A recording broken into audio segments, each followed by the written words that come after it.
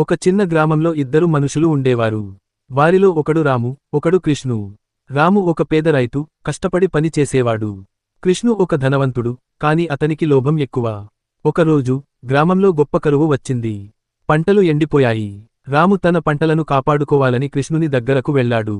దయచేసి నాకు బావి తవ్వడానికి కొంత డబ్బు ఇవ్వండి అని రాము వేడుకున్నాడు. కృష్ణు నవ్వుతూ రాము తన భవిష్యత్ పంటలో సగం ఇవ్వాలని షరతు వేశాడు. రాము నిర్బంధంగా అంగీకరించాడు. రాము కష్టపడి బావి తవ్వి తన పంటలను కాపాడుకున్నాడు. పంట సమయంలో అతని పొలాలు చక్కగా పండాయి. తన మాట ప్రకారం రాము తన పంటలో సగం కృష్ణుకు ఇచ్చాడు. కానీ కృష్ణుకు సంతృప్తి లేదు.